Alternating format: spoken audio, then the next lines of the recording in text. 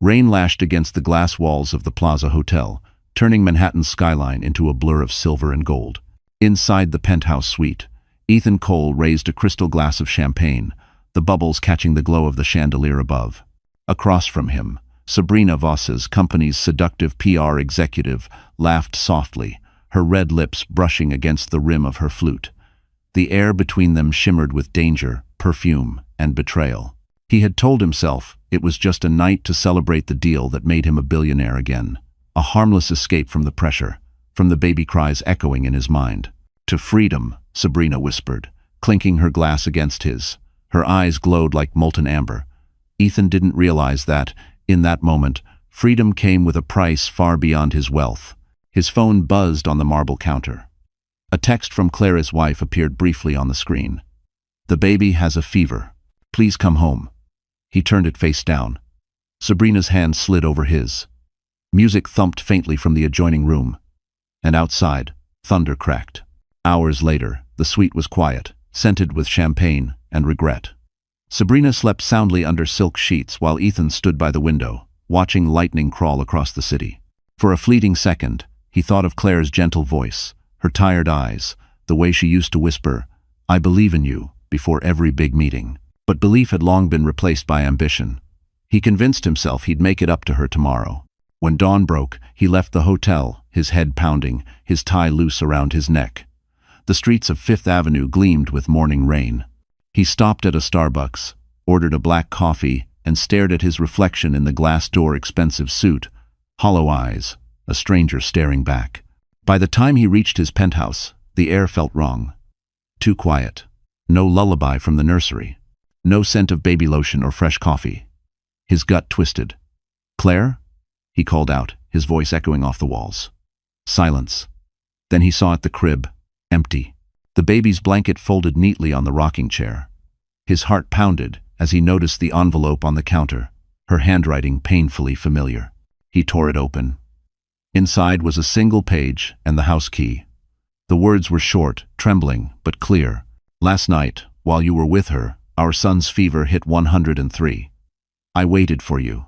I finally understood I was waiting for a man who doesn't exist."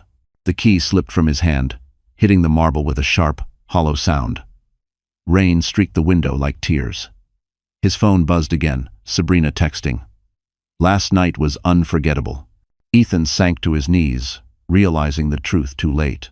His wife and newborn were gone, and so was everything that ever made him human. The elevator doors slid open to silence.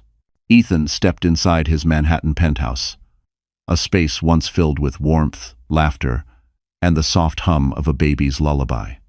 Now, it felt like a mausoleum. The scent of baby powder lingered faintly in the air, mixing cruelly with the sterile chill of the marble floors. His expensive shoes clicked with every step, echoing through the emptiness that surrounded him. "Claire." His voice trembled. No answer.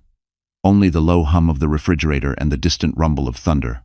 He called again, louder this time, but the only reply was the hollow echo of his own voice.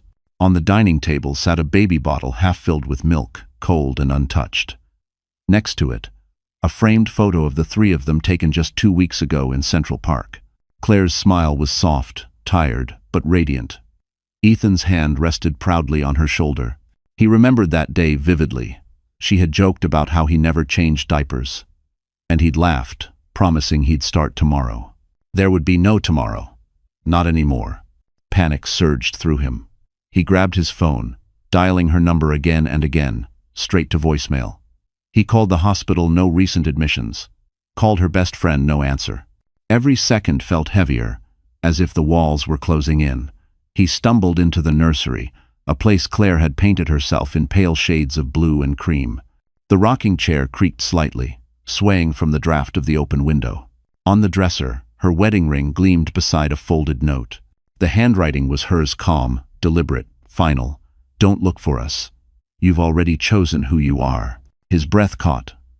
For the first time in years, Ethan Cole, the man who conquered New York's skyline, felt powerless. He sank onto the nursery floor, clutching the note. The city that once bowed to him now loomed like an indifferent giant beyond the glass. A knock startled him. He opened the door to find his assistant, Brian, holding a tablet. "Sir, we've got a problem," he said cautiously.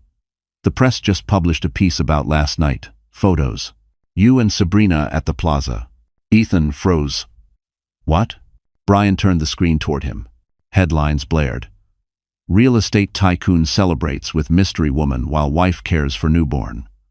Beneath it, a photo of Ethan and Sabrina laughing, champagne glasses raised, the city glowing behind them. His stomach twisted. Within minutes, his phone erupted, calls from investors, board members, journalists. His empire trembled. Years of reputation undone overnight. Sabrina had promised discretion, but she had also filmed everything.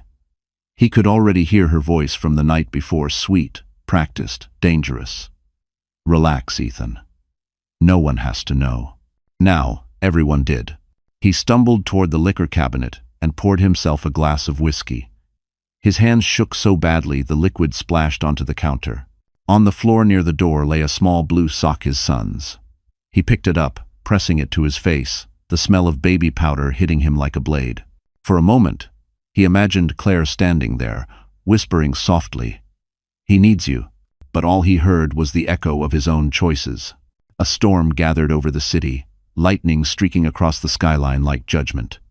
His reflection in the glass window looked foreign eyes, bloodshot, tie undone, face hollow.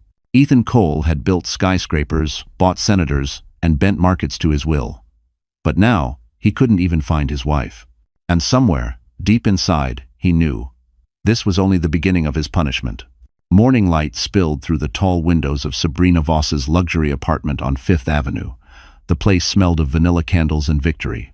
She sat cross-legged on a cream sofa, scrolling through her phone as headlines about Ethan's scandal exploded online. Her lips curled into a smile. "Poor Claire," she whispered mockingly, stirring her oat milk latte. She never understood what kind of man she married. Ethan stood near the floor-to-ceiling window, his jaw clenched, staring down at the city that once worshipped him. Every news outlet was running the same story. Billionaire Ethan Cole's secret night at the plaza. Photos of him with Sabrina at the bar, laughing, touching her hand. His board was calling non-stop, his investors demanding an explanation. "This is your idea of discretion," he snapped. His voice echoed off the marble floors. Sabrina didn't even flinch. "Relax, Ethan. The media forgets faster than they forgive. A few donations. A few interviews about mental health and pressure. You'll be the misunderstood genius by next week." He glared at her, feeling a surge of disgust. "You don't get it. Claire's gone with my son. Do you understand that?" Sabrina finally looked up, feigning sympathy. "You told me she was fragile. Maybe she finally broke." His hand slammed against the wall. "You think this is funny?" She smirked. "I think it's ironic. You wanted freedom, didn't you? Well, now you have it." Her phone buzzed, and she tilted it toward him.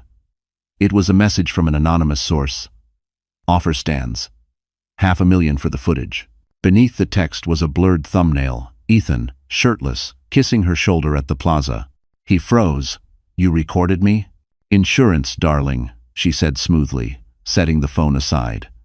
"You're not the first man to promise forever and deliver betrayal. I've learned to protect myself." He took a step toward her, rage flashing in his eyes. "Delete it." "Or what?" she whispered, standing up to meet his height. "You'll hit me? Threaten me? You might have scared your wife with that billionaire tone, but I'm not her. I'm the one who knows what you look like when you're weak." Ethan's breath came hard.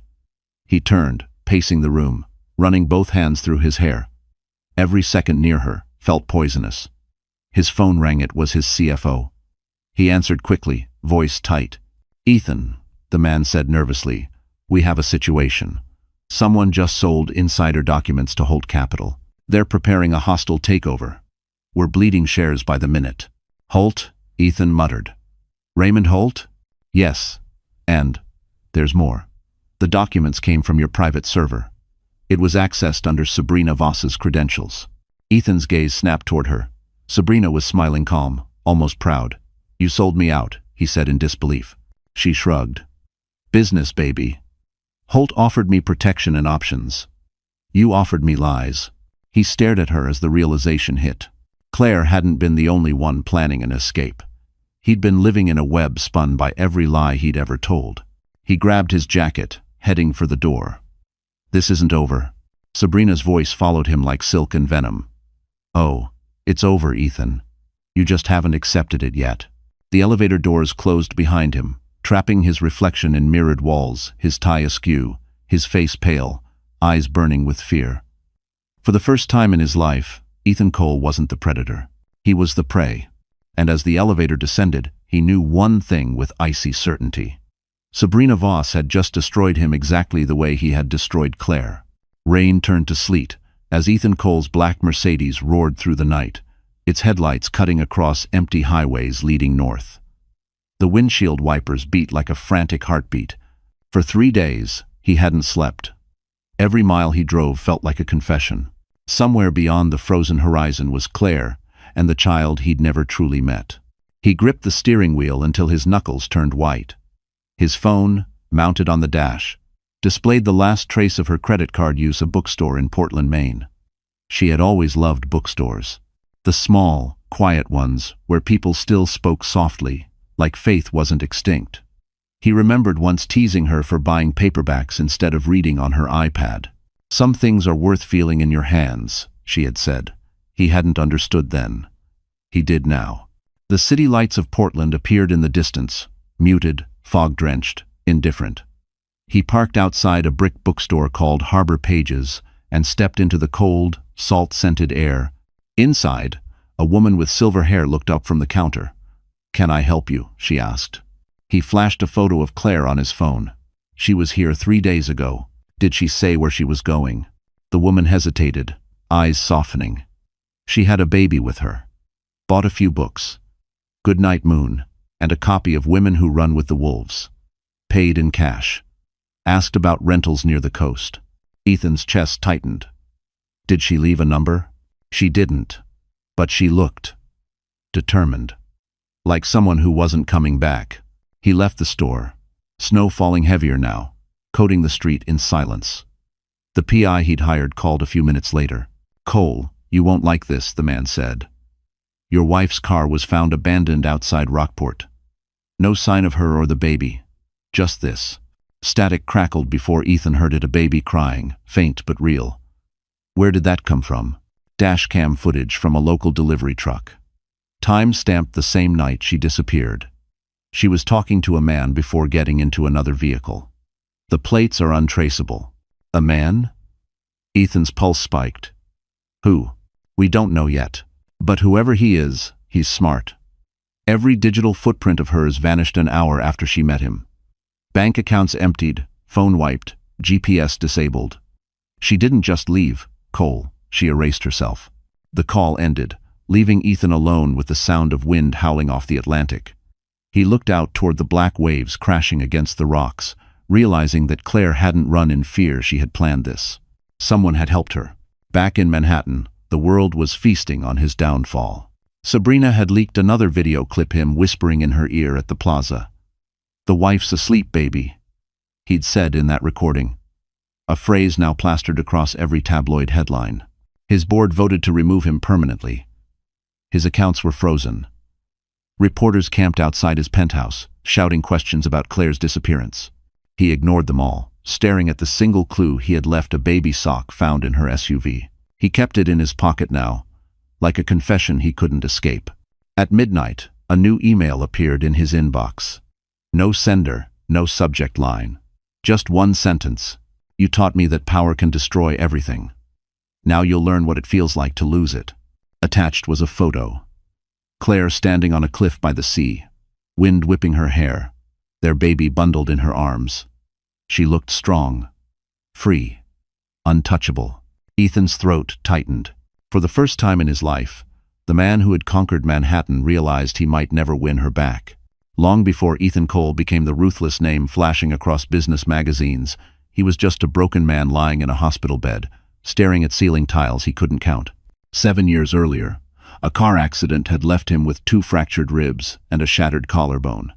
The night it happened, he'd been driving too fast through Manhattan rain, furious after losing a deal. Fate, cruel and calculated, had brought him to Mount Sinai Hospital and to her. Claire Morgan. She wasn't like the women Ethan was used to. No designer heels, no champagne laughter. Her hair was tied up in a messy bun, wisps falling across her forehead as she checked his IV. She smelled faintly of lavender and antiseptic. "You're lucky," she said, her voice calm but firm. "The car's totaled, but your heart's still beating. Try to keep it that way." He'd smirked through the pain. "You always talk to your patients like this?" "Only the arrogant ones," she replied, scribbling notes on his chart. For the first time in years, someone looked at him and didn't see money or power. She saw a man bleeding, scared, and stubborn. During his 3-week recovery, she became his anchor. They'd talk at night when the city outside went quiet. She told him about her childhood in Vermont, how she'd lost her mother to illness, how she worked double shifts to pay nursing school. He told her nothing about business, just his dreams of one day building something that mattered. On his last day, he tried to give her an envelope with cash, a thank you for her kindness. She pushed it back. "You can't buy gratitude, Mr. Cole. Some things you just feel." He'd watched her walk away, that quiet confidence burning into his memory. Months later, he showed up at her hospital with flowers and a simple request: coffee. She hesitated but said yes. That coffee turned into dinners, laughter, and long walks through Central Park. By the next spring, she was Mrs. Claire Cole. In the early years, their love was something sacred. They lived in a modest apartment on the Upper West Side, eating Chinese takeout on the floor, laughing about nothing. She used to draw little hearts on his napkins before he left for work. "Don't forget why you started," she'd whisper. But the higher Ethan climbed, the less he looked down to see who was holding the ladder. Now, sitting in the dark of a roadside motel in Maine, he replayed those memories like a confession reel. He could almost hear her voice. "You can't buy gratitude." The same woman who once healed him was now the one destroying him with surgical precision. His phone buzzed again, another blow. His attorney texted, "Your wife withdrew your name from the joint trust fund." The transfer went through to a C. Morgan Foundation. He stared at the message, realization sinking like ice. That was her maiden name. She hadn't run away. She had rebuilt her identity. She'd learned from the man who taught her everything about control and turned those lessons against him. He poured another drink, but the whiskey burned like truth. The woman he'd once saved had become the one saving herself. A knock echoed through the motel's thin walls. Ethan froze. He opened the door to find a package lying on the floor. No return address. Inside was a single photograph, Claire smiling, holding their baby in front of a small clinic by the ocean. On the back, in her handwriting, "You once said you wanted to build something that mattered." "I did." The photos slipped from his hand as his chest tightened with a pain deeper than guilt. The morning after receiving Claire's photograph, Ethan Cole woke to the sound of his own breathing. Shallow, restless, human. The motel room was dim, smelling of damp carpet and stale whiskey. He hadn't slept. Guilt had replaced exhaustion as his companion. On the nightstand sat the photo of Claire and their child, both smiling under gray skies, framed by a hand-painted sign, Harbor Clinic. He picked it up again, studying every line of her face. There was something new in her eyes. Strength. A quiet, unshakable kind of power he'd never seen before. It terrified him. His phone buzzed. Sabrina's name flashed on the screen. He ignored it. It buzzed again, then again, until he finally answered. "What do you want?" he growled. "Relax," Sabrina purred. "Just checking in. You've gone off the grid. Bad for business." "There is no business anymore," he snapped. "Oh, there's always business," she said. "Especially when there's a child involved." Ethan froze. "What did you say?" Sabrina's tone shifted, soft, deliberate. "You think you're the only one with secrets, Ethan. You think your wife's the only woman who can disappear." He gripped the phone tighter. "If you're implying what I think you are—" "I'm not implying," she interrupted. "I'm telling you, I'm pregnant." Silence swallowed the line. It felt like a bullet had gone off behind his ribs. "That's impossible," he said quietly. "You're lying." "Maybe," she said, her smile audible through the phone. "But imagine what the tabloids would do with this story. Disgraced billionaire impregnates mistress while wife vanishes with newborn. It writes itself, doesn't it?" Ethan's knuckles whitened around the phone. "What do you want?" "A settlement," she said smoothly. $5 million. I'll disappear. Keep quiet. and the world never needs to know you're a monster twice over. He laughed bitterly. You really think I have that kind of money left? Holt's bleeding me dry. Lure. Oh, I know, she said. Which is why I also took the liberty of sending our little video to him. Let's just say he pays better than you do. The line went dead. Ethan stared into the cracked mirror above the sink. His reflection looked unfamiliar. Hollow eyes, days-old stubble, a suit that had once cost $3,000 now hanging loose on his frame. He saw the man Claire used to love, buried under arrogance and greed, and hated what stared back. A notification blinked across his phone. Breaking news. Raymond Holt expands holdings. Acquires Cole Realty subsidiary. It was official. The empire he built from nothing now belonged to the man who had once begged him for a job. The man who, rumor said, had dated Claire before she met Ethan. The world, it seemed, had a cruel sense of irony. Later that night, a knock came at his door. He opened it expecting reporters. Instead, it was a courier holding a brown envelope. No name, no return address. Inside, a single sheet of paper read, "You built your kingdom on betrayal. Now watch it crumble, one lie at a time." Attached was a flash drive. He plugged it into his laptop. Dozens of files appeared, board communications, financial transfers, evidence of insider trading. Sabrina's voice played faintly over the first recording. He doesn't care who he ruins, Raymond. Just make sure he never breathes the same air as her again. Ethan's stomach turned. His sins had come full circle. Every lie he'd told now had a voice. Every secret a witness. As he sat there, face lit by the glow of the screen, he realized the cruelest truth of all. He wasn't just betrayed. He had trained his betrayers. The enemy in his mirror had multiplied. Snow fell in thick, silent sheets outside the window of Ethan's motel room. The world beyond was white and unforgiving, like a blank page daring him to start over. He hadn't eaten in 2 days. Every call to his lawyer ended in another loss. Frozen accounts, seized assets, a pending federal investigation for insider trading. The empire that once bore his name now belonged to Raymond Holt. But the pain that cut deepest wasn't financial, it was the silence. No word from Claire, no sound of his child's cry, just an empty phone screen, mocking him with nothingness. He sat at the edge of the bed, head in his hands, when an email notification blinked across the laptop screen. The sender field was blank.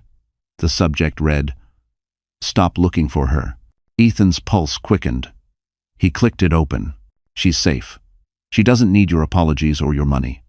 Keep searching, and I'll bury every secret you've ever hidden. You taught her to survive. She's learned better than you think." Below the text was a single attachment, a photo.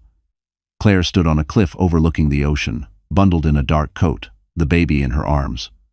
Behind her, a man stood slightly out of frame, broad shoulders. Familiar stance. Ethan zoomed in until his heart stopped. It was Michael Reed, Claire's older brother. Memories hit like shards of glass. Michael had been there the night Ethan proposed, shaking his hand reluctantly. He'd been at their wedding, whispering to Claire during the vows, "Don't let him turn you into a trophy." Ethan had brushed it off, calling him overprotective. Now, that same man was holding his wife's life in his hands. The phone rang, vibrating violently against the nightstand. A blocked number. Ethan hesitated, then answered. "Still trying to play savior," a deep voice said. "Michael, where is she?" Ethan demanded. "You don't have the right." Michael cut him off. "I have every right. You lost yours when you chose a hotel room over your family. You don't understand." Ethan shot back. "I made a mistake." "No," Michael interrupted coldly. "You made a pattern." Ethan's throat tightened.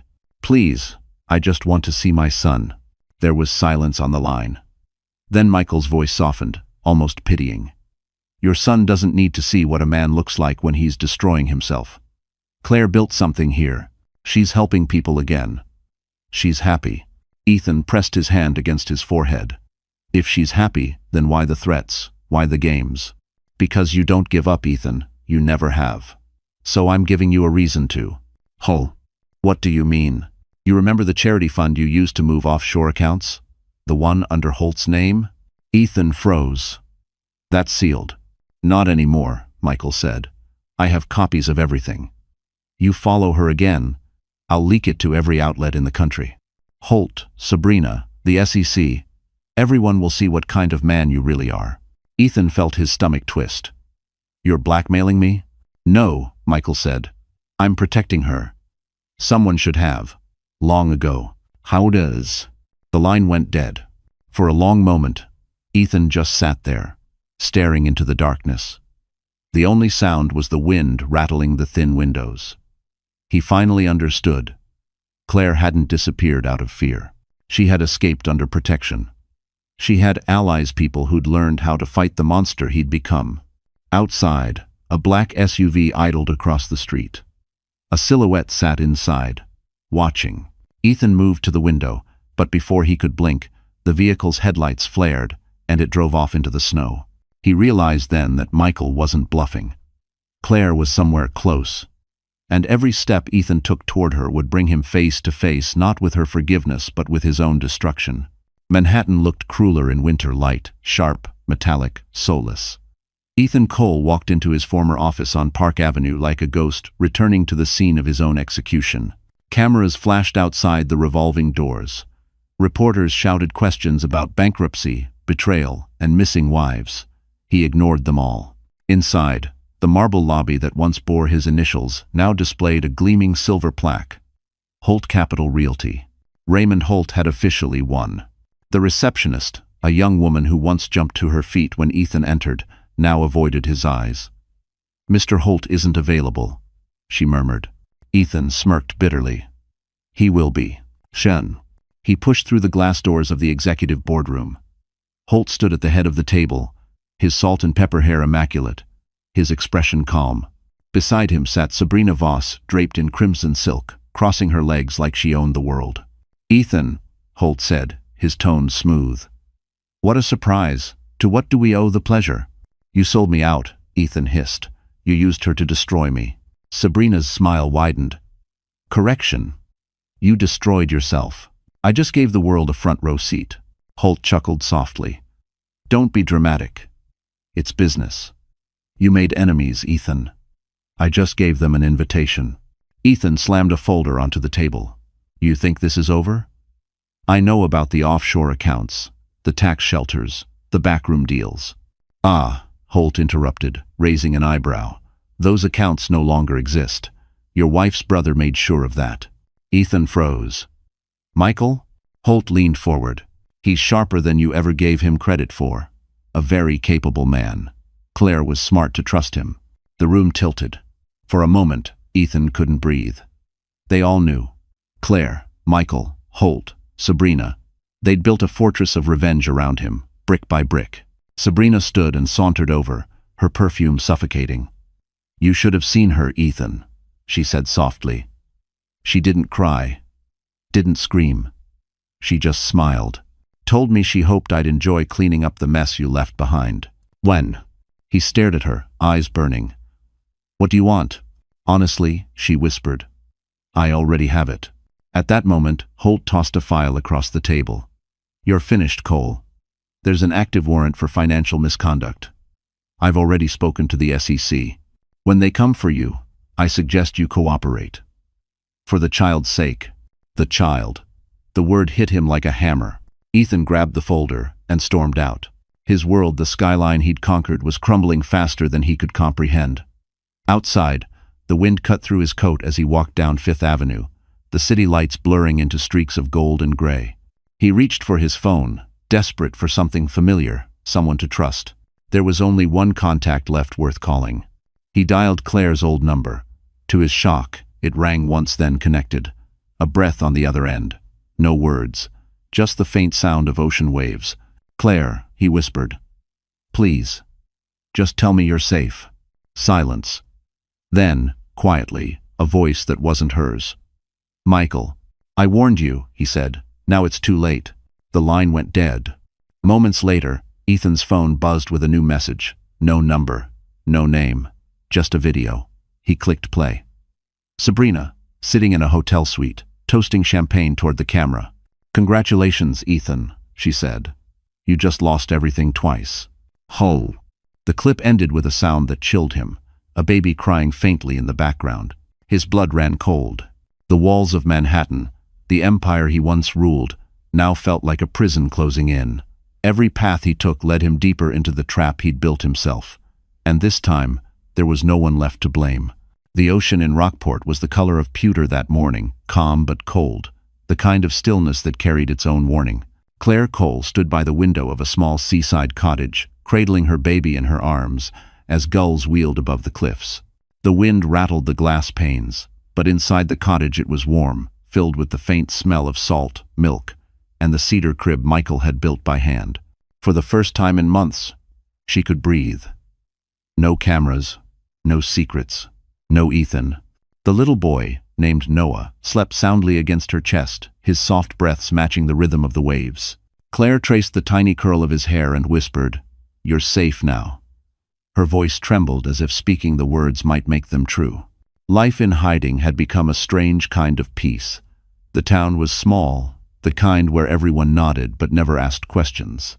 To the locals, she was Miss Morgan, a quiet nurse who'd opened a free clinic for fishermen's families. She spent her mornings tending to children with frostbitten cheeks and her evenings watching Noah dream beside the fireplace. On the table near the window lay a copy of Women Who Run with the Wolves and a half-empty Starbucks cup brought from Portland, small tokens of the world she'd left behind. Every night, she wrote letters she would never send. Letters to Ethan. Letters to the woman she used to be. "You once said we could survive anything. You lied. But maybe your lies gave me the courage to save our son." She folded the letter neatly, adding it to a growing stack inside a wooden box. Then she looked out at the horizon. The same horizon Ethan would have to cross if he ever found her. Michael entered quietly, carrying a basket of supplies from town. His presence filled the room like calm water. "How's Noah?" he asked. "Sleeping," she said softly. "Like he belongs to the sea." Michael smiled faintly. "You should rest too." Claire shook her head. "Rest doesn't help when you dream of the past." He hesitated, watching her trace the window with her finger. "You did the right thing, Claire." He had everything: power, money, influence, but he never protected what mattered. "I don't want revenge," she murmured. "I just want peace." Michael sighed. "Peace comes when the guilty stop chasing you." But Ethan Cole doesn't know how to stop. As if summoned by his words, a shadow moved across the cliffs outside. A sleek black Mercedes was parked near the rocks, its engine off, the driver's side door slightly open. Claire's pulse quickened. "Michael," she whispered, stepping back from the window. He moved quickly, pulling her toward the back room. "Stay here. Don't open the door." She clutched Noah close, her heart hammering. Through the crack in the curtain, she saw Michael stride outside, the wind whipping his coat. He approached the car, peered inside, empty. Only a phone sat on the passenger seat, its screen cracked, still playing a faint audio loop, Sabrina's voice. "You just lost everything twice." "Sean." Michael cursed under his breath and threw the phone into the sea.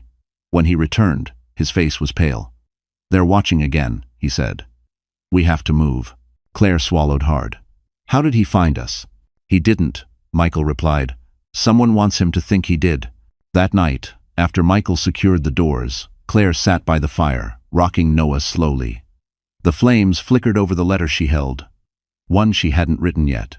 "If you ever find this, Ethan, I hope you've learned what love costs when it's built on lies." Outside, the tide rose higher, erasing footprints in the sand. The past was coming for her. But this time, she wasn't the one who would run. The city that once worshipped Ethan Cole now treated him like a ghost. His penthouse had been seized, his name erased from the skyline he built, and his face plastered on financial scandal headlines. Each morning, tabloids outside courthouse steps shouted his new identity, the fallen king of Manhattan. But Ethan barely noticed. He spent his days in a rented studio overlooking the East River, his nights drowning in silence. He didn't drink anymore. The whiskey bottle stood unopened on the counter, like a relic of another life. Instead, he wrote. Every night, when the noise in his head got too loud, he sat at his desk and wrote to Claire. The first letters were angry, desperate apologies mixed with pride. "You took everything, Claire. But maybe you were right to." Then came regret. "I was there. but I wasn't present. I thought providing was the same as loving. I thought success could fill the spaces where love once lived. And finally, sorrow. I don't deserve to see him grow up. But if he laughs like you, if he has your eyes, then maybe there's still something good left in me. He never mailed any of them. The stack grew thicker, tied with a piece of string, sitting beside a single framed photo, Claire and him at their wedding, sunlight spilling through the chapel window. One evening, while he was writing, his laptop pinged with a new message. It was from a therapist he'd been referred to after the court hearings. Dr. Eva Moreno, grief and rehabilitation specialist. Their sessions began online, her voice calm and deliberate. "You're not being punished by others, Mr. Cole," she said once. "You're being punished by your own reflection." Ethan had stared at the screen for a long time before replying, "Then how do I forgive what I see?" Dr. Moreno smiled gently. "By rebuilding, piece by piece. You once built towers for money. Build something now for meaning." That night, he opened one of his old boxes, filled with awards and newspaper clippings, and fed them into the fireplace. Watching the flames devour his legacy, he whispered, "This was never worth her. Bon." But just as he began to feel something close to peace, the past clawed its way back. His attorney called. "Ethan, you should see this," the man said. "A journalist from the New York Chronicle is preparing an expose about Claire's new foundation. They're linking her funding to the accounts you once used offshore." Ethan's breath caught. "That's impossible. She doesn't even know about those. That's the problem. Someone's feeding them information. If this breaks, she'll lose everything." Jew. For the first time in months, Ethan felt adrenaline course through him. The story wasn't about him anymore. It was about her. About the one person he still had a chance to protect. He opened his old encrypted files, tracing the digital fingerprints that had planted the story. The trail led back to a single name, Sabrina Voss. Of course. She wasn't done yet. Ethan grabbed his coat and his notebook of letters. There was only one person who could help him stop her now. Raymond Holt. And though Holt had stolen everything from him, he also hated Sabrina just as much. Before leaving, Ethan looked down at his last unfinished letter to Claire. "You once said I built towers for my ego. Now I'm building one last thing, redemption." He folded the page, slipped it into his coat pocket, and walked into the cold night. For the first time in a long while, Ethan wasn't running from his mistakes. He was running toward them. The letter would remain unsent, but his actions would speak louder. Ethan Cole hadn't stepped inside a corporate office in months, but the moment he entered Holt Capital's high-rise on Park Avenue, the old instincts returned, the straightened shoulders, the steady stride, the aura of control. Only this time, control was an illusion. The guards eyed him suspiciously. His once respected name now lingered in the business world like a curse. He was here to face his greatest enemy, and maybe to save the only person who had ever mattered. Raymond Holt's assistant led him into a glass-walled boardroom. Holt stood at the far end, hands in his pockets, watching the snow fall over Manhattan. His suit was flawless, his calm unnerving. "You're either brave or desperate to walk in here, Cole," he said without turning. "Maybe both," Ethan replied. "But this isn't about us anymore. It's about Claire." "Shul." Holt finally faced him, one eyebrow raised. "You mean the woman you broke?" Ethan swallowed hard. "Someone's trying to destroy her foundation. They're linking her to my old offshore accounts. If the story goes public, she'll lose everything she's built." Holt studied him for a long moment, then smirked. "You sound sincere. That's new." "I'm not asking for forgiveness," Ethan said. "I'm asking for help." Holt poured 2 glasses of whiskey and handed him one. "You're too late. The leak didn't come from me. It came from Sabrina Voss." Ethan's grip tightened. "She's working with someone." Holt nodded. "A senator's aide. They're blackmailing each other, using you as collateral. Sabrina's demanding $5 million to bury the evidence. Typical of her." Ethan's stomach twisted. "If this goes live, Claire's name will be dragged through the mud. She doesn't deserve that." Holt leaned closer, voice low. "Neither did I, when you stole her from me 7 years ago." "Bull." The words hit harder than Ethan expected. "You think I planned any of this? I think you were blinded by ego. But maybe, Holt hesitated, swirling the whiskey. Maybe you finally learned what it costs to be human. Then, help me, Ethan said quietly. Not for me, for her. Holt sighed. I'll make some calls. But if Sabrina's bluffing, she won't stop until someone stops her for good. Ethan left the building with his pulse pounding. Holt's words echoed in his head. The streets were slick with ice, neon lights reflecting off puddles like fractured glass. He walked for hours, his mind spinning with guilt and fury, until his phone buzzed. A message. From Sabrina Voss. Still playing hero? Meet me at the Langham. Midnight. Bring what's left of your soul. He arrived at the hotel just before midnight. Sabrina was waiting at the bar, dressed in black, eyes gleaming like polished obsidian. You look terrible, she said, sipping her martini. Redemption doesn't suit you. He sat across from her. You're dragging Claire into this now. She has nothing to do with you. Sabrina leaned forward. Oh, but she has everything to do with me. You left me for her long before you ever slept with me. Ethan frowned. What are you talking about? I wanted to be the woman who could save you, she said, her voice trembling slightly, for the first time, almost human. But she already was. You just didn't notice until it was too late. Shabi. He stared at her, realizing that beneath the venom, there was truth. I'll pay you nothing, he said. Release the files, and I'll expose myself. The world will know I lied, I cheated, I ruined her. But I'll also make sure everyone knows you did too. Sabrina's smirk faltered. You wouldn't. I already have, he said, standing. Check your email. Her eyes flicked to her phone. The color drained from her face as she read the subject line, Confession of a Broken Man, by Ethan Cole. He'd leaked his own story to the press before she could. For the first time, she looked small. You just burned your empire, she whispered. Ethan nodded. Exactly. Now you have nothing left to hold over me. He walked out of the Langham without looking back, the sound of her shattering glass echoing behind him. Outside, the snow was falling again, but for the first time, it didn't feel cold. The storm rolled in from the Atlantic like punishment itself, violent, relentless, and deafening. The sky above the Maine coastline was a bruise of gray and silver, waves slamming against the cliffs with the fury of something ancient. In the small seaside cottage, Claire Cole held her son close as thunder rattled the windows.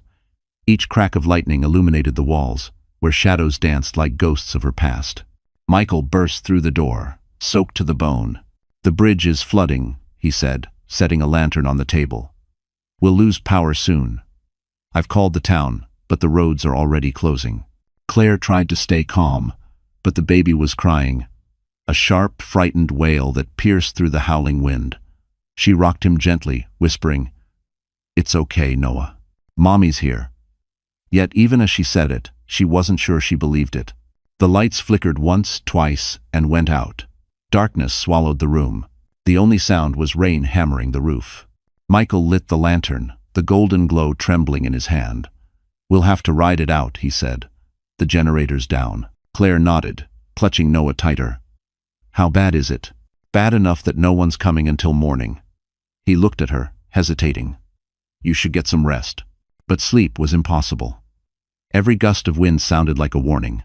Every creak of the wood reminded her that danger had a way of finding her, even in the most hidden places. She sat by the window, staring at the ocean that had both sheltered and imprisoned her. Then, in a flash of lightning, she saw it. Headlights cutting through the rain, a car crawling along the flooded road. Michael, she whispered. Someone's out there. He joined her at the window, his face tightening. No one should be driving in this, not unless. The sentence died on his lips. The car turned into their driveway, tires hissing on wet gravel. Claire's heart slammed in her chest. She recognized that shape, sleek, black, unyielding. The Mercedes. Michael grabbed his coat. Stay here, he ordered. Claire didn't move. Her hands trembled as she watched him disappear into the storm. Minutes felt like hours. The rain pounded harder, leaking through the roof. Then came shouting, muffled, distant, but unmistakable. Michael's voice. She laid Noah gently in his crib, then ran to the door. The cold hit her like knives as she stepped into the storm, the wind nearly knocking her off her feet. Lightning split the sky, and for a moment, she saw them. Michael standing inches from another man, fists clenched, rain pouring down their faces. Ethan. He looked nothing like the man she remembered. His hair was longer, his clothes soaked and torn. The arrogance was gone, replaced by something raw. Desperation. "Claire," he shouted through the roar of wind. "Please." Michael blocked his path. "You shouldn't be here." "I needed to see her," Ethan cried. "I didn't come to take her away. I just needed to know she was alive." Claire's voice broke through the chaos. "Why now, Ethan?" He turned toward her, eyes shining with a grief she didn't recognize. "Because I finally understand what I destroyed. I don't want forgiveness. I just want to help you if you'll let me." Tomane. Another bolt of lightning struck nearby, shaking the ground. The wind screamed louder, and suddenly, the cottage roof gave way with a cracking sound. Michael grabbed Noah's crib as debris flew. Claire screamed, reaching for her son. Ethan lunged forward, shielding them both with his body, as part of the ceiling collapsed behind him. When the storm finally began to fade, the three of them sat huddled in the corner, soaked, shivering, but alive. Noah's small hand reached up and grabbed Ethan's soaked shirt, holding tight. For the first time, Claire didn't pull him away. Morning broke pale and fragile after the storm.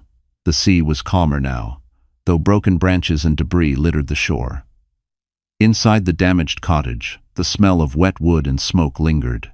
Claire sat by the fireplace, her son wrapped in a blanket against her chest. Across the room, Ethan stood silently, drying his hair with a towel. The bandage on his arm was fresh. He'd been cut saving them from the collapsing roof. Michael leaned against the wall, glaring at him. "You shouldn't have come," he said flatly. Ethan's voice was low but steady. "You think I planned to show up in a hurricane?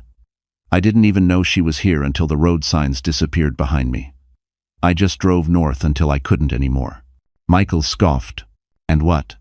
You thought you'd show up, play the hero, and she'd forget everything you did." "Stop," Claire said quietly. Both men turned toward her. Her voice shook, but her eyes were firm. "No more fighting. Not here. Not in front of him."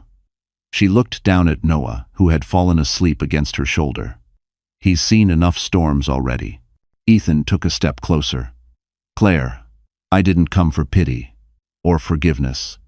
I came because I needed to face what I did, to see what I destroyed." "So." She looked up at him, her face pale in the morning light. "Destroyed is the right word," she said softly. "Do you know what it's like to sit alone with a newborn, praying a fever will break while your husband's phone goes to voicemail? Do you know what it's like to realize the man you trusted would rather be seen with someone else than hold his child?" Ethan's voice cracked. "Every day since, I've replayed that night. Every call I ignored, every lie I told. I don't deserve your forgiveness, I know that. But please, let me at least help now. Let me be a father to him." Michael stepped forward. "You think you can just walk back into her life and play dad? You're lucky I haven't thrown you back into that storm." Ethan didn't flinch. "You don't have to like me. Just let me try to do one thing right." Claire's eyes glistened. "You can't undo what's been done." He nodded slowly. "No. But maybe I can stop more pain from coming." He reached into his coat and pulled out a folder, soaked but intact. "Sabrina's trying to destroy you. She's feeding the media false information about your foundation. She's tying it to my old accounts. I came to warn you before it's too late." Michael grabbed the folder, flipping through the pages. "This could ruin her." Claire's face paled. "She's doing this to hurt me?" Ethan shook his head. "To hurt me. You're just collateral damage. Just teen." For a moment, silence filled the room except for the crackle of the fire. Claire stood and walked toward him, her bare feet silent on the wood floor. "You could have sent a lawyer. You didn't have to come yourself." "I couldn't let someone else protect you again," he said simply. Something in his tone broke her guard, if only for a second. He looked exhausted, his once proud shoulders slumped, his hands trembling slightly. This wasn't the man who had abandoned her for luxury. This was a man stripped bare of everything but regret. Michael's voice softened. "If this leak goes public, the feds will investigate her too." Ethan nodded. "That's why I need to go back to New York. I'll take the blame. I'll sign whatever confession they want. She and the baby stay untouched. Claire blinked back tears. You'd ruin yourself for us? He smiled faintly. That's the easiest decision I've ever made. Paulin. Outside, the gray sky began to clear, light spilling through the broken window. Claire watched him leave the cottage and walk toward his car, the ocean wind whipping through his hair. For the first time, she didn't feel hatred, only the ache of something that still refused to die. The drive back to Manhattan took Ethan 10 hours through endless gray rain. Every mile felt heavier, a countdown to whatever reckoning waited at the end of the road. Holt had warned him. Once he confessed, there would be no going back. But Ethan wasn't thinking about his empire anymore. He was thinking about Claire, a trembling voice, her eyes filled with both fury and something dangerously close to compassion. When he reached the city, the skyline didn't feel like home. It looked like judgment. His old penthouse, once a beacon of wealth and pride, now sat dark and empty. He checked into a cheap hotel on the Lower East Side and spent the night drafting a confession, one that would clear Claire's name and expose his own crimes. He wrote slowly, deliberately. I, Ethan Cole, acknowledge that I falsified company accounts to protect my personal holdings. The Claire Morgan Foundation had no knowledge or involvement in these transactions. Any accusations against Claire Cole are the result of my deceit alone. When he finished, he signed it and stared at the page until the ink blurred. The next morning, he handed the confession to a journalist from the Chronicle. Print it, he said. Everything. The woman looked startled. You're sure? This will destroy what's left of your reputation. It's already gone, he replied. But maybe it'll give her a chance to live. By noon, the story was everywhere. Ethan Cole confesses to financial fraud, exonerates wife. The same networks that once celebrated his rise now devoured his fall. Reporters camped outside the courthouse, his name trending alongside words like shame and betrayal. That night, he sat on a park bench near the river, the city lights reflecting in the black water. His phone buzzed with dozens of messages, lawyers, former partners, old friends begging him to retract his statement. He ignored them all. Then, one text appeared from an unknown number. You shouldn't have done this. M. Michael. Ethan hesitated, then replied, Tell her it's over, she's free. A few minutes later came the response. She already was. He closed his eyes, breathing in the cold wind that cut through his coat. Somewhere, he hoped Claire was asleep, her son safe beside her. That thought alone made the ruin worth it. But the universe wasn't finished with him yet. Just past midnight, his phone rang again. This time, it was the hospital in Rockport. The nurse's voice trembled. Mr. Cole, your son was admitted an hour ago. High fever, severe infection. Mrs. Cole requested you be notified. Ethan's blood ran cold. Is he Fenny? He's stable, but it's critical. The nearest pediatric surgeon is in Boston. We're arranging emergency transport. He didn't think. He just ran. 6 hours later, he was in the hospital corridor, disheveled, out of breath, and terrified. Through the glass window of the small intensive care unit, he saw Claire sitting beside Noah's bed, holding the boy's hand. The machines beeped softly, fragile reminders of how thin the line between life and loss really was. She looked up when she felt his presence. Their eyes met through the glass. For the first time, there was no anger, only exhaustion, fear, and something deeper neither could name. He pushed open the door, and Claire didn't stop him. He walked to the bedside and gently touched his son's tiny arm. Hey, little man, he whispered. It's Dad. Noah stirred slightly, his eyelids fluttering. Claire's voice was soft but unsteady. He kept calling for you in his sleep. Ethan swallowed hard. I'm here now. The doctor entered, explaining the situation in a rush. Noah would need immediate surgery. Ethan turned to Claire. Let me handle it. I'll pay for everything. Please, just let me do this one thing right. Frym. She nodded slowly, tears spilling over. Just don't disappear again. He met her gaze. Never. That night, Ethan stayed awake beside the hospital bed, his hand over his son's. Every beep of the monitor was a reminder of the life he almost lost twice. And for the first time in years, he prayed. The surgery lasted 4 agonizing hours. Ethan paced the corridor outside the pediatric operating room like a man awaiting his own verdict. Every second that passed was punishment for years of selfishness. Through the glass wall, he could see the faint outline of his son's small body under bright surgical lights, a sight that reduced him from Titan to nothing but a father praying for mercy. Claire sat nearby, hands clasped, lips trembling in silent prayer. The same woman he'd once left crying alone in their penthouse was now the strongest person in the room. When she finally spoke, her voice was barely above a whisper. They said the infection spread fast. If we'd come any later. She stopped, unable to finish. Ethan lowered himself into the seat beside her. He's a fighter, he said softly. He gets that from you. Claire didn't look at him. He almost didn't make it because of you. If you hadn't, he interrupted gently. I know. Then quieter. I know, Claire. For a long moment, the only sound was the rhythmic hum of hospital machines.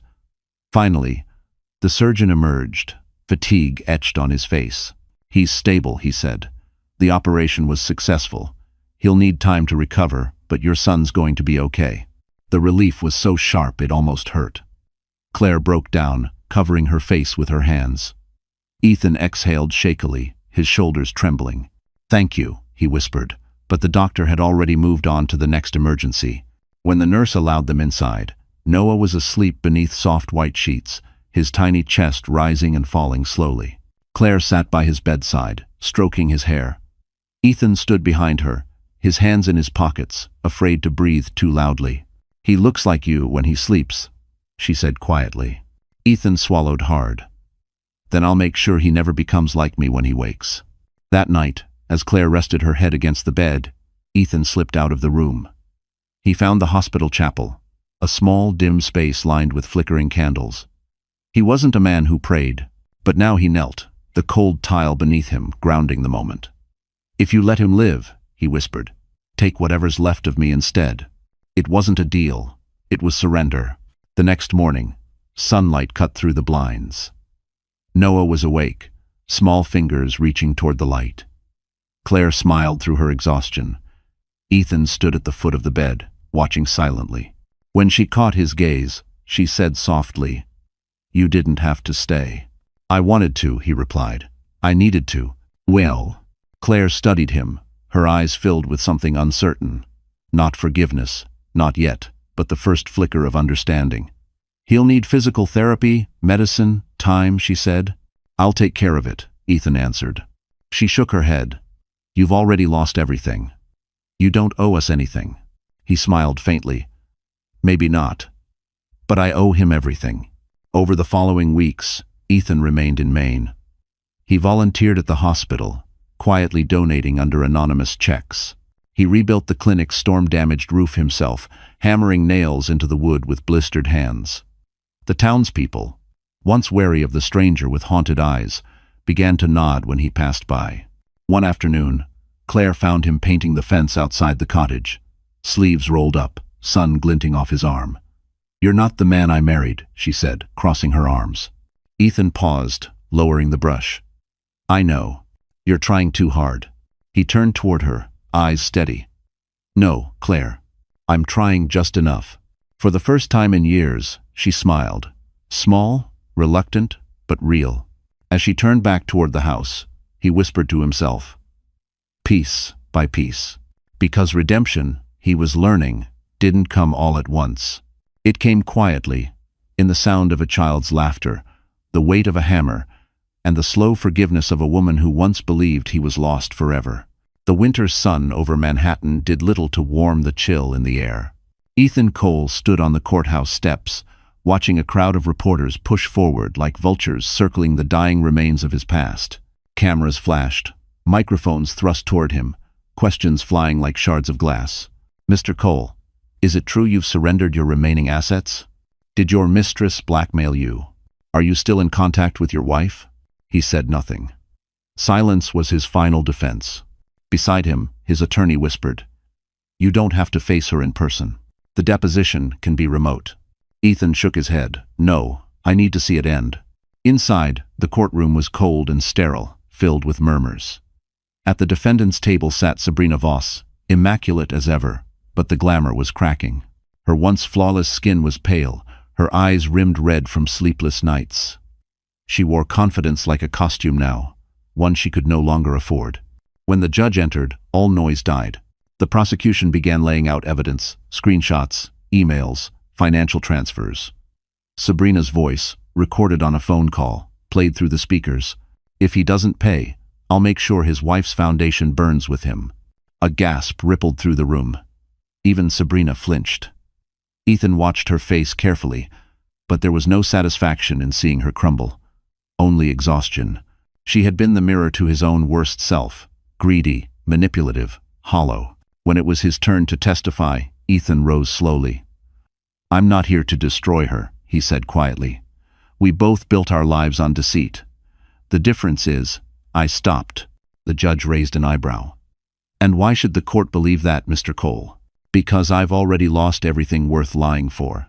Sabrina's attorney tried to counter, but the evidence was overwhelming. The leaked files, the blackmail payments, the offshore accounts under her name. It all painted the same picture. By the time the closing statements ended, Sabrina's mask had fully shattered. When the verdict came, guilty on charges of extortion and corporate fraud, she didn't cry. She just stared at Ethan, eyes glistening, lips trembling with something between hatred and sorrow. As the guards led her away, she turned to him and whispered, "You think you've won, but redemption doesn't erase who you were." He met her gaze calmly. "No, but it lets me start over." So, outside, the press swarmed again, but Ethan ignored them. He walked down the steps into the biting wind, the first flakes of snow drifting through the city.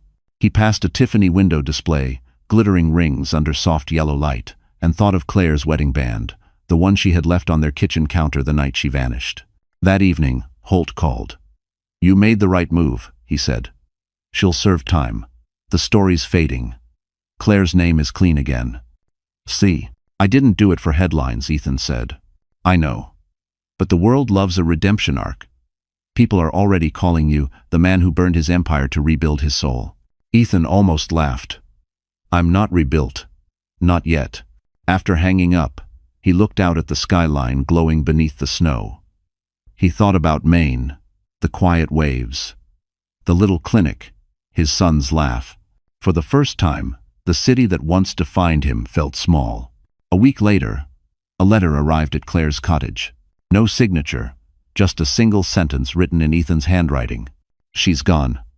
You're free." Claire read it twice, her fingers trembling. Then she folded it neatly and tucked it into the wooden box where she kept the unsent letters, her silent archive of everything they had survived. Outside, the tide rolled in gentle and steady. And somewhere miles away, a man walked alone through the snow, no longer running from his past, only toward the possibility of grace. Spring came late to New York that year. For months, the city had worn a coat of gray, but on this morning, sunlight spilled across the streets like a promise. Ethan Cole adjusted his tie in the mirror, almost not recognizing the man staring back. No longer the billionaire in tailored Tom Ford suits. No longer the tabloid disgrace. The newspapers now called him something different. The man who rebuilt with honor. It had been 6 months since Sabrina's conviction. 6 months since Ethan walked away from the world that worshipped money and applause. In that time, he'd sold his last property, liquidated what remained of his shares, and donated every cent to the Noah Foundation for Children's Health, named after his son. The board of directors of Mount Sinai Hospital had invited him and Claire to speak at the opening ceremony of the new pediatric wing. He hadn't seen her in person since Maine. Letters had replaced words, their messages slow and cautious, full of wounds stitched but not yet healed. Now, standing backstage in the gleaming marble lobby of the hospital, he felt his pulse quicken as the announcer said her name. "Please welcome Claire Morgan Cole, founder of the Harbor Clinic and co-chair of the Noah Foundation." Applause filled the hall. She stepped up to the podium, radiant in a simple navy dress, her hair falling loosely over her shoulders. She didn't look like the woman he'd left behind. She looked like the woman she was always meant to be. Claire began to speak, her voice steady, measured. "When we built this wing, it wasn't just about saving lives. It was about rebuilding faith in ourselves, in compassion, in the idea that people can change." She paused, then looked directly at him through the crowd. "Even the ones who've lost everything. The audience murmured softly. Ethan's throat tightened. For a moment, the world fell silent between them. When it was his turn, he walked up to the podium slowly, hands slightly trembling. "I've spent most of my life building things that touch the sky," he said. "Skyscrapers, companies, empires. But they all collapsed because I forgot what mattered on the ground. My wife reminded me, through her strength, her silence, and her mercy, that the greatest legacy a man can leave isn't made of steel or glass. It's made of forgiveness." There was no applause at first, only stillness, the kind that meant people were listening. Then the sound grew, wave after wave, until the entire room stood in ovation. After the ceremony, he found Claire standing alone by the hospital's rooftop garden. The city stretched out below them, bathed in gold. Noah played nearby with a nurse, laughing, the kind of laughter that once seemed impossible. "You spoke beautifully," she said without turning. "I meant every word," he replied. Claire looked at him, her expression unreadable. "People are calling you a hero now." Ethan shook his head. "Heroes don't destroy the things they love." She smiled faintly. "Maybe heroes are just people who learn too late but still try." They stood in silence, the wind brushing past them. Then she said, softly, "I didn't think you'd come today." "I had to," he admitted. "I needed to see the life you built without me." Claire turned toward him fully. "It wasn't without you, Ethan. It was because of you. Because losing you forced me to become someone stronger." Her honesty cut deeper than any insult ever could. Yet it also healed something in him. As the sun began to set, the three of them, father, mother, and child, stood together for the first time without fear. Claire reached out, her fingers brushing his hand. "He's old enough to understand someday," she said softly. "When he asks who you are, what should I tell him?" Ethan's voice was low, steady. "Tell him I'm a man who forgot what love was, and spent the rest of his life learning how to deserve it." The air outside Mount Sinai Hospital shimmered with spring warmth, the kind of New York morning that smelled of fresh coffee and second chances. Banners rippled in the breeze above the grand entrance. The Noah Cole Pediatric Wing, a new beginning. Cameras flashed, journalists clustered near velvet ropes, and a crowd of donors murmured with anticipation. Ethan stood in the lobby, straightening the cuff of his modest navy suit.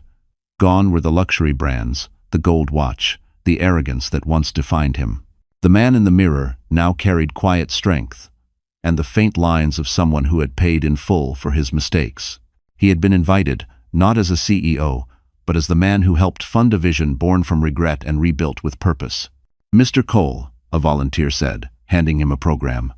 "You'll be seated in the second row, Mrs." Cole insisted. For a moment, he froze. Mrs. Cole. Hearing the name spoken aloud struck something deep and fragile inside him.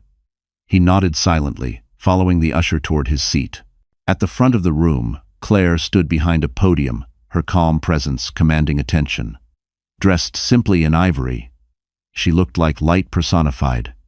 Steady, strong, untouchable. Her voice carried softly through the hall. "When this project began," she said, "it wasn't about redemption. It was about healing, for children, for families, and maybe even for ourselves. Pain can destroy you, or it can teach you how to rebuild. We chose the latter." Applause rippled through the crowd. Ethan's chest ached with pride and shame intertwined.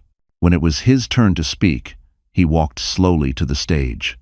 Every camera lens followed him, the fallen magnate now standing where he had once only appeared in headlines of disgrace. He took a breath and faced the audience. "6 years ago," he began, "I thought success meant skyscrapers and profit margins. But when I lost everything, my company, my reputation, my family, I discovered what true poverty looks like. It's not about money, it's about meaning. And the woman sitting in the front row," he paused, his voice thickening, "taught me that meaning is something you build, not something you buy." The crowd was silent. Even the air seemed to hold its breath. "I stand here today not as a businessman," he continued, "but as a man who's learning to be a father, a partner, a better human. The Noah Foundation isn't about my redemption. It's about hers, the woman who had every reason to hate me, but chose to help the world instead."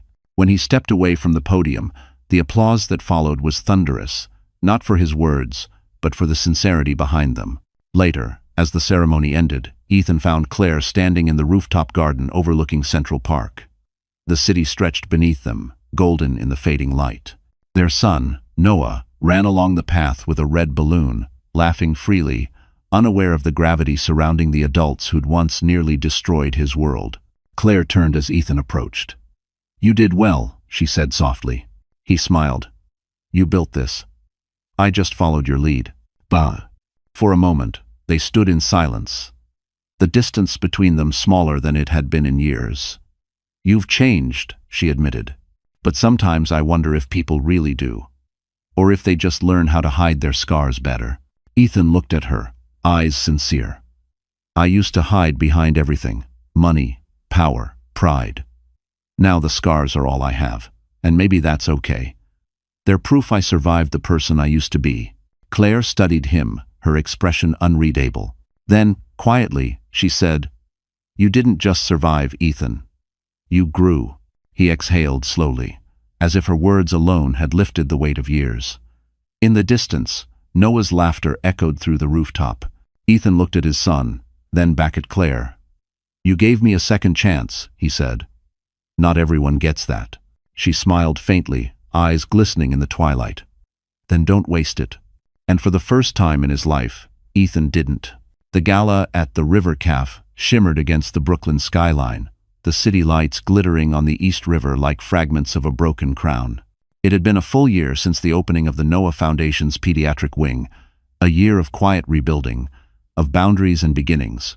Tonight, Ethan Cole stood on the restaurant's terrace, the hum of jazz and laughter floating behind him. He wore a simple black tuxedo, no designer logos, no excess, just a man waiting for a moment he wasn't sure he deserved. The event was a celebration of the Foundation's success. Hundreds of children saved, clinics funded across New England. But for Ethan, it wasn't about applause or photographs. It was about one person, Claire. He hadn't seen her since the hospital ceremony.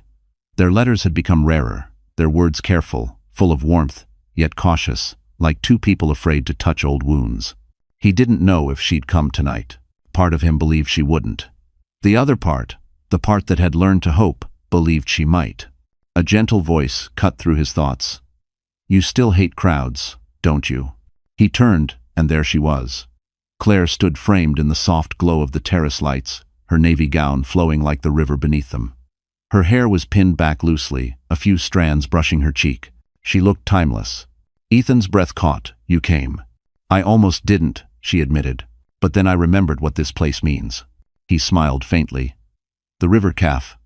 Our first anniversary dinner. You said it felt like floating between two worlds, the city behind us, the water beneath us. And I told you," she said with a small laugh, "that one day you'd have to choose which one you wanted to live in." Ethan stepped closer, his eyes soft. "I finally did." She looked at him for a long moment before speaking. "You look different, older, wiser," she said simply. They walked along the terrace railing, the distant hum of traffic blending with the sound of waves lapping against the pier. Inside, a jazz singer crooned softly about second chances. "How's Noah?" Ethan asked quietly. "Happy," she said. "He loves the ocean. Michael teaches him to fish every weekend. He still keeps that little wooden car you made him by his bed." Ethan smiled. "I'm surprised it's still in one piece." Claire turned toward him, her voice softening. "He asks about you sometimes." His chest tightened. "What do you tell him?" "I tell him his father's learning how to be a good man." He swallowed hard. "Am I?" She didn't answer right away. Instead, she reached into her clutch and handed him an envelope. "Read this later. It's from Noah." Ethan looked down at it, the uneven handwriting, the faint smudge of a child's thumbprint. He held it like something sacred. Claire's eyes met his. "He doesn't remember what happened between us. He just knows you built a hospital for kids like him. That's what matters now." Ethan took a deep breath. "And what about you, Claire? What matters for you?" She hesitated. "Peace. I didn't think I'd ever find it. But watching you rebuild, not for attention, not for power. Maybe that's part of my peace too." They stood close now, the city glowing behind them, the night humming softly around their silence. "I don't expect anything," Ethan said. "Not forgiveness, not another chance. I just wanted to see you happy. Claire smiled, a single tear glinting in the light. You don't have to expect it. Sometimes life surprises you. At that moment, Noah appeared at the terrace door, holding a red balloon and grinning wide. Mommy, look, they have chocolate cake. Claire laughed, bending to kiss his forehead. Go ahead, sweetheart. Noah ran off again, his laughter echoing through the night. Ethan watched him go, eyes shining with quiet awe. Claire looked back at him. He's waiting for you, you know. He wants his father at his next school event. Ethan's voice cracked. If you'll let me. She nodded, smiling through tears. We both will. As the city lights reflected on the river, Ethan realized this wasn't a fairy tale ending. It was something better. It was real. The morning after the gala, New York felt different, softer somehow, as if the whole city had exhaled. The clouds parted, spilling sunlight over Central Park, and the air carried that first fragile whisper of spring. Ethan Cole walked down the familiar paths lined with budding cherry trees, his hands deep in his coat pockets, his heart heavier and lighter all at once. Ahead, near the lake, he spotted her. Claire sat on a weathered bench, her hair catching the sunlight, a paper cup of coffee in her hands.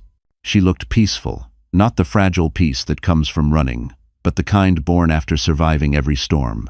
Beside her, Noah knelt by the water, tossing breadcrumbs to ducks, his laughter echoing through the still air. Ethan paused for a moment, simply watching them. The scene was so simple, so pure, it almost hurt. For years, he'd imagined moments like this, not the grand gestures or luxury vacations, but mornings that felt honest, mornings that felt like home. Claire turned, sensing his presence before he spoke. You're early, she said, smiling faintly. I didn't sleep, he admitted. Guess I didn't want to miss this. He sat down beside her, careful to keep a respectful distance. The silence between them wasn't tense anymore. It felt earned. Noah turned around, waving excitedly. Dad, look.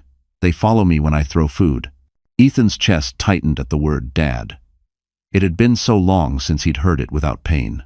You've got away with them, he said, his voice catching slightly. Claire smiled. He's got your patience. Ethan laughed quietly. You must be thinking of someone else. She sipped her coffee, eyes focused on the water. He doesn't know the details. He's too young. But he knows his father came back. I almost didn't, Ethan said honestly. There were nights I thought disappearing would be easier. Claire glanced at him, her expression soft but steady. Running is always easier, but harder to live with. He nodded. I spent years building towers no one remembers. And now, a single laugh from him feels like the only thing that matters. Claire looked at him for a long time, then said, You've changed, Ethan. Truly changed. I'm trying, he said. Every day. She exhaled, eyes glistening. Do you ever wonder what would have happened if that night hadn't broken everything? Ethan's voice was low. We'd still be pretending to be happy, and I'd still be too blind to know what I was losing. She smiled sadly. Maybe we had to fall apart to become who we were meant to be. The wind shifted, scattering petals from the cherry trees. Noah ran toward them, laughing as the petals clung to his hair. He threw himself into Ethan's arms, giggling. Dad, are you coming to my school show next week? Ethan held him close. Wouldn't miss it for the world. Bye. Claire watched them, her hand unconsciously brushing the spot on her finger where her wedding ring used to be. I don't know what the future looks like, she said softly. But I know this. I'm not angry anymore. Ethan looked up, eyes wide. You're not? She shook her head. Anger kept me safe. But forgiveness, it's what finally set me free. He couldn't speak. The weight of her words sank into him deeper than any punishment ever had. Noah tugged at Claire's sleeve. Mommy, can Daddy come home for dinner? She hesitated, then looked at Ethan. Would you? He nodded slowly, his voice breaking. I'd love nothing more. As they walked toward the park exit, sunlight glinted off the lake, turning the water to gold. Claire reached for Noah's hand. Then, after a pause, reached for Ethan's too. It wasn't a grand reunion. It was something far rarer, the quiet, trembling rebirth of trust. The house in Maine was quiet again, but not empty. The sea outside hummed its eternal rhythm. waves brushing against the cliffs as if whispering blessings. A year had passed since that morning in Central Park, the morning when forgiveness became more than a word. Now, life had found its own rhythm. Claire's clinic thrived. The town trusted her. And Ethan, against every odd, had stayed. He'd bought a small house near the harbor, nothing like the penthouses he once owned. The walls smelled of cedar and paint. The floorboards creaked with character. Every morning, he woke before sunrise, brewed coffee, and walked to the pier with Noah. Sometimes they fished, sometimes they just talked about nothing. But for Ethan, each conversation felt like redemption carved into time. Claire arrived that morning with a basket of muffins and a soft smile. "You still don't lock your door," she teased, setting the basket on the table. Ethan grinned. "Guess I like the idea that someone might walk in." She shook her head, half smiling. "You've changed, Ethan Cole." He poured her coffee into a worn ceramic mug. "For the better, I hope." "For the quieter," she replied, taking a sip. "I didn't think you'd ever learn how to sit still." He leaned against the counter, watching her. "Maybe I just needed a reason to." The morning sunlight poured through the windows, painting everything in gold. It felt like the kind of peace neither of them thought they'd earn. Later that day, they attended the annual town fair. Children's laughter mixed with the scent of caramel and salt air. Noah ran ahead with a wooden airplane in his hands, a toy Ethan had carved himself. Claire walked beside him, the distance between them smaller now, natural. "Remember when you couldn't stand small towns?" she asked, glancing at him. He chuckled. "Yeah. Now I can't imagine leaving one." Chazelle. As evening settled, the three of them stood by the shoreline watching the fireworks bloom over the water. Claire's hand brushed his lightly. He didn't move, afraid the moment might break. "Do you still miss it?" she asked. "The city, the power, the noise." He shook his head. "No.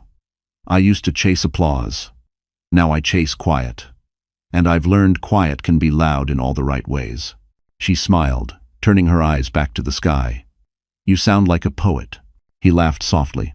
"No, just a man who ran out of excuses." A burst of gold lit up the waves, reflecting across her face. She looked at him, her expression unreadable but tender. "You've done more than change, Ethan. You've healed.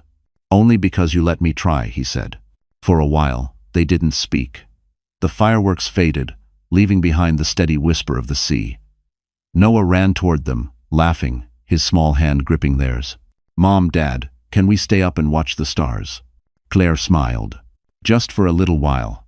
They spread a blanket on the sand, the three of them lying beneath a sky stitched with constellations. Noah fell asleep first, his head resting between them. Claire turned her gaze to Ethan. "Do you ever think about the night it all started?" He nodded slowly. "All the time. But I don't hate it anymore. Because it brought me here." She looked at him, really looked at him, and for the first time in years, her eyes softened with something that wasn't guarded. "Maybe," she whispered. "We needed to lose each other to find ourselves." Ethan reached out, his hand covering hers. "And maybe," he said, his voice barely above the waves, "we were never really lost, just waiting to come home." The tide moved closer, kissing the edge of the blanket, as if sealing their words in salt and light. Above them, a final streak of gold crossed the sky. Fleeting, but bright enough to believe in again. So, that's how our story ends. If you're still here, my friend, then something in this journey must have touched you. Maybe not the drama, but the quiet truth behind it. Because at its heart, this wasn't just about betrayal, loss, or redemption. It was about what Marcus Aurelius once wrote: "The soul becomes dyed with the color of its thoughts." Ethan learned that no empire, no wealth, no power can heal a heart that refuses to face itself.